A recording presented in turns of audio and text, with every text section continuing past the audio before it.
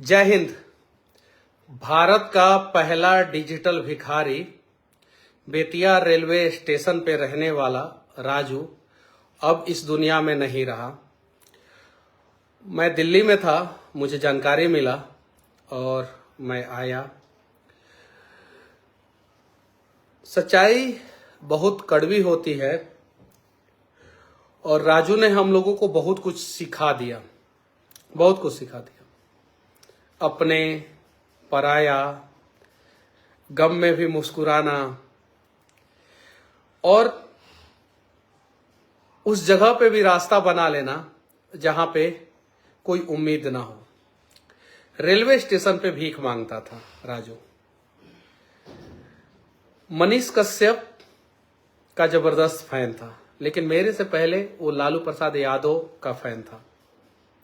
फिर मोदी जी के पद चिन्हों पे चलते हुए उसने डिजिटल माध्यम को अपनाया और डिजिटल माध्यम से पेमेंट लेना शुरू किया। और आज जो है वो पूरी दुनिया में छा गया था। सारे लोग जब डिजिटल भिखारी गूगल पे सर्च मारते थे तो राजू का नाम आता था। एक भिखारी जब अपने दृढ़ इच्छा शक्ति से भीख मांगता है तो उसको भी पूरी दुनिया जान सकती है। जरा सोचिए, मेरे चुनाव प्रचार में उसने मेरा साथ दिया।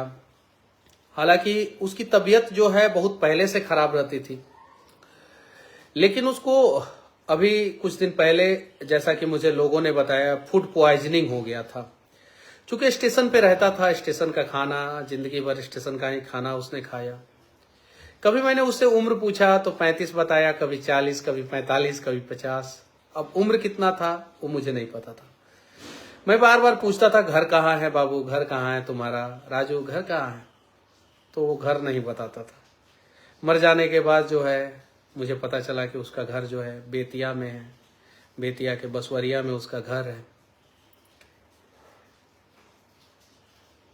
बहुत अच्छा इंसान था, जो बोलता था उसको जो जाके जो समझा देता था वहीं बोलना शुरू कर देता था। हालांकि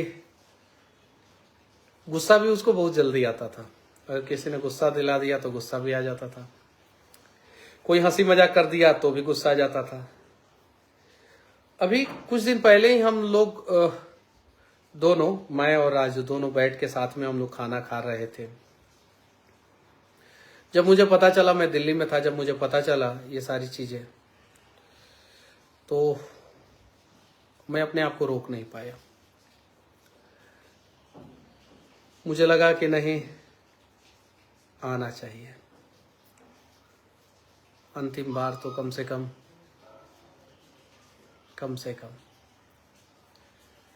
देखिए, मैं नहीं जानता हूं, मैं एक पार्टी का नेता होके नहीं सोच रहा हूं, मैं एक इंसान होके सोच रहा हूं। मैंने कहा था ना, मैं बदलूंगा नहीं आप लोगों से। मैं एक इंसान होके सोच रहा हूं कि हम लोगों ने अनेकों चौक चौराहों पे अनेकों नेताओं की मूर्तियों को लगाया है, अनेकों महापुरुषों के मूर्तियों को लगाया है, अनेकों खिलाड़ियों के मूर्तियों को लगाया है। जीवन में शिक्षा देने वाले अनेकों कवियों, गायकों का मूर्ति लगाया है, अनेकों सेलिब्रिटी का मूर्ति लगाया है। एक मूर्ति जो है राजू का स्टेशन पे लगना चाहिए, या स्टेशन चौक पे, कहीं भी, इन दोनों में से कहीं भी लगना चाहिए। और चुनाव बाद मैं लगवाऊंगा जरूर, 100%। क्योंकि एक भिखारी, भीख मांगने वाला व्यक्ति जो है दुनिया को कैसे संदेश देता है। और जब मर गया ना, अस्पताल से जब उसका बॉडी जब घर पे जा रहा था, तभी भी उसका चेहरा लग रहा था कि अब राजू सोया हुआ है, जगेगा और हम लोगों से फिर बात करेगा, भैया भैया भैया करेगा। ये चीज है। हालांकि मेरे से जितना हो पाया उतना मैंने मदद किया। हम लोग क्या मदद कर पाएंगे। और देखिए, भगवान का भी लीला देखिए, तबीयत उसका खराब रहता था, भगवान ने सोचा कि ये राजू को किसी भी प्रकार का कष्ट नहीं होना चाहिए, इसीलिए जल्दी बुला लिया, जल्दी बुला लिया। अब मातम मनाए या खुशी, या उसके जीवन से कुछ सीखने का प्रयास करें, समझ में नहीं आ रहा है। बस मैं बहुत सारी चीजों पे मैं बोल नहीं सकता हूं। अफसोस तो है, दुख भी है। अभी कम से कम 40-50 साल उसका उम्र बचा हुआ था। 30 साल तो आप लोग भी मान सकते हैं। कोई अगर लेखक हो ना, तो इस डिजिटल भिखारी राजू के ऊपर किताब लिखे। सारी कहानी मैं बताऊंगा। पूरे दुनिया के युवाओं को इससे सीखने को मिलेगा। पूरे दुनिया के युवाओं को एक भिखारी कैसे मोदी जी का डिजिटल भारत के सपना को साकार करते हुए मर गया। कैसे उसने जो है उस चीज को अपना लिया जिस चीज के बारे में कोई भिखारी उस समय तक सोच भी नहीं सकता था। कुछ लोगों ने स्टेशन पे उसका टैबलेट, जो टैब होता है, उसको फोड़ दिया था। स्टेशन पे कुछ शरारती तत्व उसे तंग किया करते थे। इस पे तो फिल्म बनना चाहिए, डिजिटल भिखारी राजू पे। जब अगर इस पे फिल्म भी बन जाए ना, तो शायद इस देश का उस समय तक का सबसे बड़ा हिट फिल्म होगा। जब मुझे पता चला,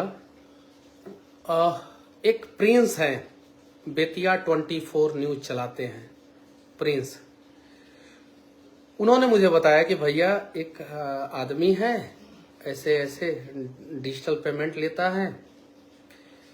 मुझे उन्होंने बताया। जब उन्होंने बताया तो मुझे लगा कि अरे कमाल का आदमी है, इसके बारे में तो दिखाना चाहिए दुनिया को। मैंने वीडियो बनाया। हालांकि मेरे से भी पहले कुछ लोगों ने वीडियो बनाया था जिसमें प्रिंस थे। प्रिंस ने वीडियो बनाया था, मैंने वीडियो बनाया, फिर मैंने लगातार वीडियो बनाया। फिर मैं बेतिया स्टेशन पे जब भी जाता था तब मैं मिल लेता था एक बार। फिर मैं जेल गया, मेरे घर आया, वो बोला मेरी मम्मी को कि 50,000 रुपया देता नहीं, भैया के जेल से बाहर निकाला। मेरी माँ को बोला कि 50,000 रुपया देता नहीं, भैया का जेल से बाहर निकाला। तो ऐसे ही बोलता था वो, उसका गला थोड़ा सा बजा रहता था। उसके बाद से चुनाव में भी बोला था वो कि भैया हम चुनाव में पैसा देंगे आपको। नॉमिनेशन के बाद मैंने बोला था कि तुमसे लूंगा पैसा। उसके बाद से फिर बस शायद से उसके हाथों की लकीरों में इतने ही दिन का जीवन लिखा था, इसलिए वो हम सभी को छोड़ के चला गया। बेतिया के दोनों, कांग्रेस और बीजेपी, दोनों नेताओं से विनती करना चाहता हूं। मैं अलग हटके बात कर रहा हूं।